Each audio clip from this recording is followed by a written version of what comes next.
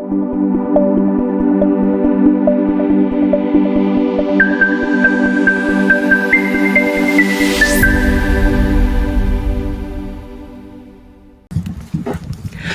everybody. Welcome back to the channel. I'm Rebecca, your host. This is Crafting and Crime Daily, the show where I recap live trials. Currently covering the trial of David Swift. And yesterday I covered day 4. So today I'm going to cover day 5, 5, and 6. Yeah, because a lot happened. So I'm starting to watch day 4. This is the trial of David Swift. He's on trial for the murder of his wife, Karen Swift. No relationship to Taylor, by the way. This happened October 30th of 2011. This is when she goes missing. Her body is not found for 40 days. He is not indicted for this murder for 11 years. 11 years. He goes on with his life. He remarries. They move to a different state. He raises his children. And in this episode, we're going to talk about his kids. His son, Dustin, took the stand, and his daughter, Ashley, took the stand. Now, Ashley was 9 years old at the time this went down. Dustin was 18 years old at the time this went down. So you're going to hear what they had to say. So I sit down to watch day 5 last night, and I've got my notes, and I'm ready to go. First of all, I'm not crafting because I've injured my shoulder. And I think it's just like one of those repetitive injuries from too much crocheting. You know, when you do too much, sometimes your joints will say, stop for a while. So I've stopped for a while. I love crochet. Anyway, I just went far afield of where we should have gone with that. So let me talk about prosecution puts on a cell phone expert. And he analyzed, computer expert. Digital expert. Okay. He does all that stuff. So one of the things that he was asked to do was first, let's talk about this hearing that they had outside the presence of the jury, where this guy goes over, all of these hits that he found where someone on David Swift's computer between October 30th and November 10th is going frequently to Match.com. Yeah. Well, the judge ruled that although it shows extremely poor taste, he wanted to know, what does this prove? What are you using this for? Other than to demean the defendant, there's no proof that this has anything to do with planning a murder, committing a murder, hiding a murder, none of it. So he said, no, this is not coming in. So the jury is not going to get to know that someone on David Swift's computer, after she goes missing, is searching Match.com. Now, I will tell you that his son, Dustin, when he testifies later on, says that on the 30th, he was off at school. He was starting his first semester of college. And his friend came and got him and said, I've got to drive you home. Didn't tell him why, but drives him home. And he did spend several days at home. I don't know how long, the length of time he spent at home, but could he have been looking up Match.com? Could be, It's a laptop. It's a gateway computer. And this was one of the things that was obtained during the search. And we know that Dustin was there when these searches occurred of the house, the Swift home.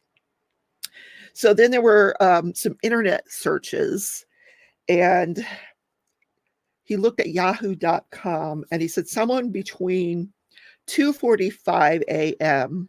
on the morning of the 30th, the morning she goes missing, between 2:45 and 3:30 was looking at photos that were on an external drive. Now, he couldn't identify what the external drive was. It could have been a disk with photos on it. It could have been a cell phone with photos on it. We know that most of the photos that were being looked at were landscaping photos. Now, why would David be looking at landscaping photos? Is it possible that Karen got up again during the night or didn't really go to bed after Ashley fell asleep. Did she get up and was she looking at pictures from the party, the landscape pictures? I don't know. We do know that David changed his computer password right after she filed for divorce at the beginning of October. So did she know his password? We don't know. Then they looked at David's cell phones and his BlackBerry. So there were multiple calls made back and forth to Karen. There were actually calls made to the second phone. So he knew she had a second phone. So the fact that he told his wife, or that he told the police, I just learned about this second phone, was a lie. Is that indicative of murder? That's for the jury to infer, right? Then several text messages to her iPhone. At that morning at 10:52, he texts her about checking up on Ashley. That was the night before, the 28th. At 12:26 a.m., he texts her, "Are you okay?" At 10:26 a.m. the next morning, after she's not there, he said, "Are you picking up breakfast for the girls?" At 12:01 p.m., he asked, "Are you cleaning house?" Like he's trying to figure out where the heck is she. At 12:35, "Where are you at? Are you with Kathy?" He doesn't know. Then there were all different outgoing phone calls that he made to different people, including Jennifer Lamb, which we know is the woman that was, he took the girls over to her house while the police were investigating, and that's where they stayed while the police were investigating that afternoon. So really, really interesting stuff. So I'm waiting for the next witness, and I hear the state say, "The state rests." And I'm like, what? That's it? This is all you've got? This is it? What? He lied to the police about knowing she had a second phone. Okay, these are the things that don't help his case. That's one of them. The other thing is, well, that's it. I'm sorry. So the defense moves for judgment of acquittal, which this is a very rudimentary routine motion that's made at the end of the state's case by the defense. They ask the judge, they tell the judge, listen, he makes the argument that he has not proven his case beyond a reasonable doubt. And he goes through all of the things. And I'm agreeing. I'm like, I think I probably would have granted it. But then the prosecution gets up and the judge says, now, will you agree with me that your case is entirely circumstantial? And he's, oh yeah, it's entirely circumstantial. Okay. But the judge denied the judgment of acquittal. He said, no, this is for the jury to decide.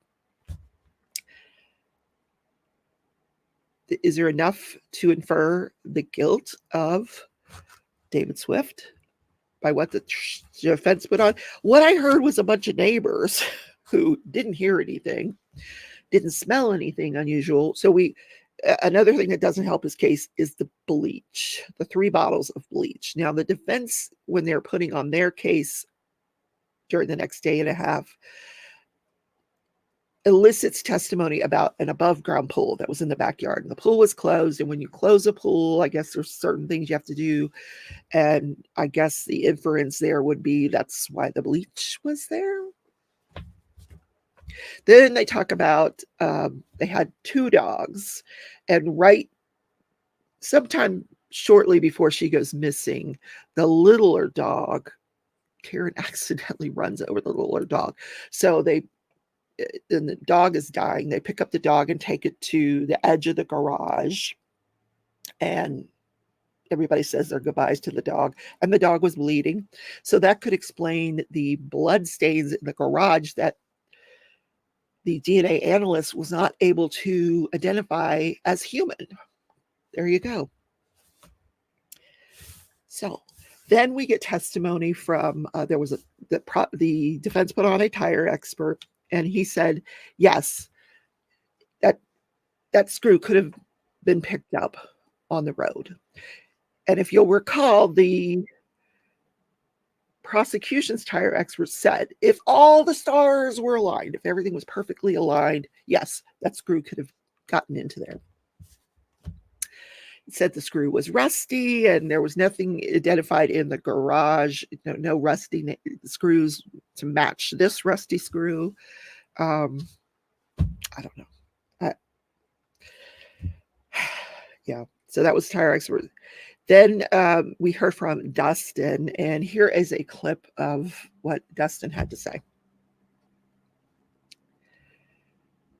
So we don't hear from the older boy. I don't know why we didn't hear from him. I guess he doesn't have much to add. We don't know that he came home. And so he really doesn't have any firsthand knowledge of what went down.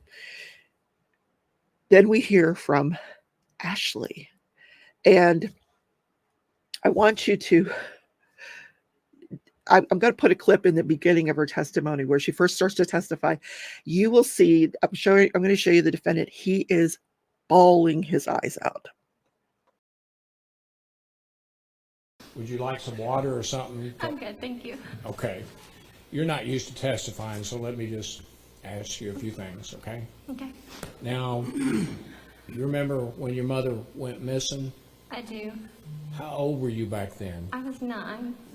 And were you close to your mother? I was very close to her. All right. And were you in school at that time? I was. About what grade was that for you? I think 3rd or 4th grade. And you lived at the house with your mother and father? Yes, sir. Was your sister living there at the time? She was. Right. Yes, sir. And is there some reason why you didn't spend the night? So it was me, the girl's house that I was at, and another girl. And I feel like whenever you're young and you get in a situation with 3 girls, somebody feels left out, and I felt left out and just wanted to go home to my mom. Was there something about a pimple or something that you... I think I just kind of used that as an excuse to get out of there, but I really just missed my mom. And because of that Saturday evening, did you call your mom? Yes. And what did you request of your mother? I asked her to come pick me up to take me home. And did your mother respond? She did. She came and got me. And of your own knowledge, did you know where your mother had been when you called her? No, I didn't know where she was. I just knew that she was out with friends. Did you know which friends, or No, but did your mother always explain to you where she was going, or tell you where she was going? not always.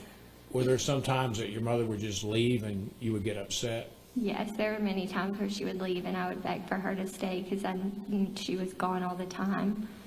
And did your mother come pick you up that Saturday night Yes. or early Sunday morning? Are you sure which? I'm not 100% sure which, but I know that it was later into the night. And then when your mother picked you up, did she pick you up in her car? She did. And where did y'all go after that? We went home, back to our house where my sister and my dad were. And do you recall getting out of the car or going to the house? Or do you recall everything about that night? Yeah, we came into the house and we went to sleep in her bedroom, the master bedroom. Me and her went to sleep in the bed. You slept in the same room as your mother? Yes, sir. All right. You know exactly what time it was that you got there? I don't know the exact time, but I know that it had to have been into the night, past midnight. As you and your mother come in the house, do you either hear or have contact with your father? Yes, I remember him checking on us, making sure we were okay and that we got inside, and checking on my mom to make sure that she was okay. And did you and your mother go to bed then? We did. And did you go to sleep pretty quickly, or? Yeah, I fell asleep pretty quickly. I was tired, so being home with her. Now, after that, did you aware of being moved or your mother getting up? Yes, I remember her moving me in the middle of the night to my sister's room, in the bed with her. In the bed with your sister? Yes. Is that on the same floor as your mother's? It is. It's the bedroom right beside. you recall it being your mother that moved you? I know it was her. It was just instinct to know what your mother feels like and how that felt. Okay. That's your best recollection? Yes, sir. And did you open your eyes and look, or? I feel like I briefly, like foggy, opened my eyes and just knew that I was being moved into another bedroom with my sister, but I didn't like fully wake up. Are you, do you know what your mother, whether she left or not after that? I don't. Now, after you got in bed with your mother and you got moved, you don't know if she went out and did things on the computer or downloaded pictures, do you? I don't know. All right. And I guess just, did you wake up sometime the next morning, that Sunday morning? I did. And what did you do? I remember it was a little bit late because I was going to go clean a house with my mom that morning. And I knew that it was a little bit later into the morning than she would normally go do things because she was always up at 6, 7 a.m. going to do things. So I knew it was past time for that. Did you feel like you had missed her? Yes, All right. Were you aware she was going to go somewhere and clean a house? I was. And were you intending on going with her? I was. Now, was your mother there when you woke up? She was not. And was your father there when you woke up? He was. And I guess after some period of time, on into the morning and on towards lunch, is your father at the house with you and your sister? He was. And did y'all leave at some point? Yes, we left to go see where somebody had told him where her car was. And did you have any idea yourself who called? Not at that point until he took us to that person. Who was the person? It was the Lambs, Jennifer Lamb. All right. And before, Here you go. Gut-wrenching. Oh my God. So she talked about, what happened that morning and what her recollection. No, this is my mom. I know. And she is asked about that again during her testimony, emphatically. You know your mom. You just know. It was my mom who moved me into the room with Keely. But here's a big question. How did Keely get into her own bedroom? David said she was sleeping with him that night. Are we supposed to believe that Karen got up, went into David's bedroom and got Keely and put her in her own room? Did Keely put herself in her own room? She was 5 years old. I don't know. We don't know. But Ashley ended up in the bed with Keely. And the next morning, mom is gone. But she was raised by dad and dad's new wife. And, so of course, whenever you have kids on the stand, just as in Chad Daybell, you have to be skeptical about the testimony because they're going to have selective memories and they're supporting their father. So now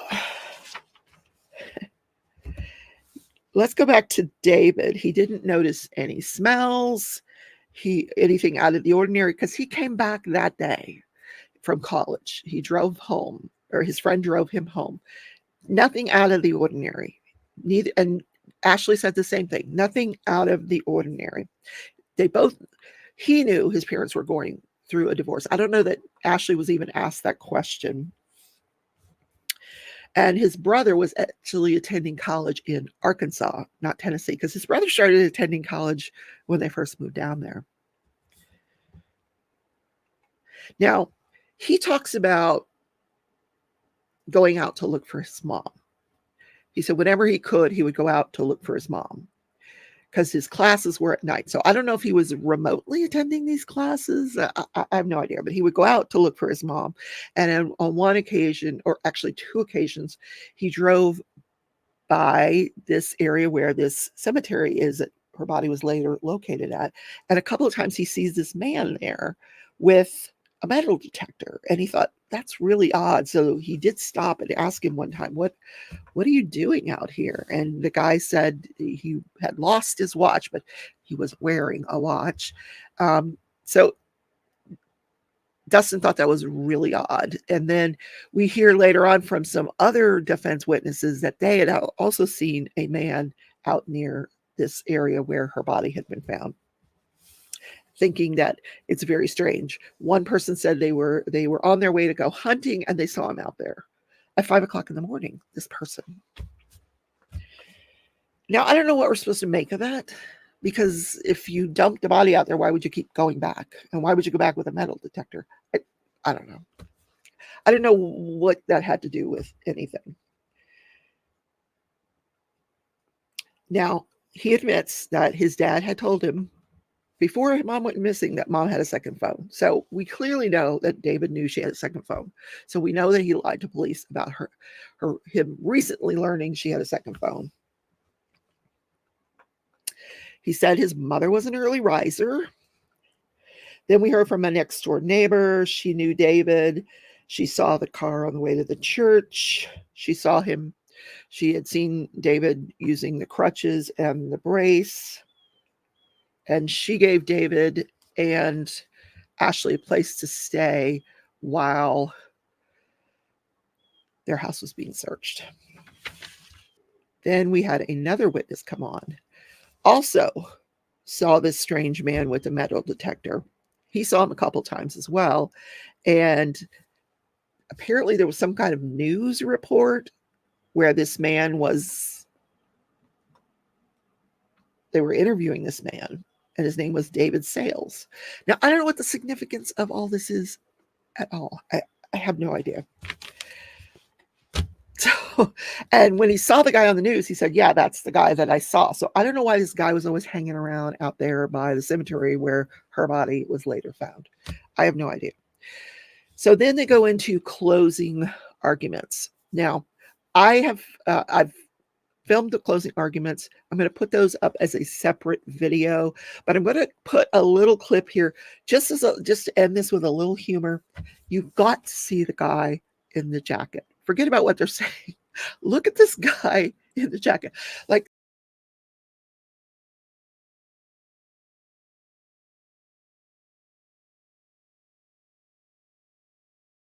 the only reason he would be positioned where he is if he were a clerk or a bailiff. Now, is this the uniform that bailiffs are wearing these days? Like, he dressed up for the closing arguments. Somebody has got to tell me. There's got to be a story behind this, and somebody knows what it is. I would love if you know what the story is behind this ridiculous outfit. I would love to know what it is. But I thought, that is quite the distraction. As a juror, I'd be so focused on this outfit that I wouldn't hear anything they said. But I will tell you that both the prosecution and the defense did fantastic jobs. I'm going to link that video here if you want to watch it. It is at a 1.5 playback speed, but it's very understandable, and they were not lengthy at all, these arguments. The prosecution put it together very well in a story format, like very well written closing argument. Like, it would have made a great novel if it had actually gone down the way they said it did. And I thought when he got done, I'm thinking, did he do it? Did he do this? I don't know. The defense argument wasn't quite as strong as the prosecution. So keep in mind now, I've told you about all these Yahoo neighbors. Well, the jury is a jury of their peers. So who knows what they're going to do with this guy. Clearly, most of the neighbors think that this David Swift is guilty. But was it proved beyond a reasonable doubt? Not to my mind. If I was a juror, which I'm not from rural Tennessee, so I don't know how these people are going to feel about the evidence. I think it could go either way. I saw a poll up on Long Crime where 45% of the people said guilty, 45% of the people said not guilty. Could we get a hung jury? It's very possible. So the jury is actually deliberating now as I'm recording this. And once they have a verdict, I will try to go live if that's possible, if we get enough notice ahead of time. And I'll let you know what the verdict is. So have a wonderful day. Watch those closings. It's very interesting. And I'll see you in the next video. Take care. Bye.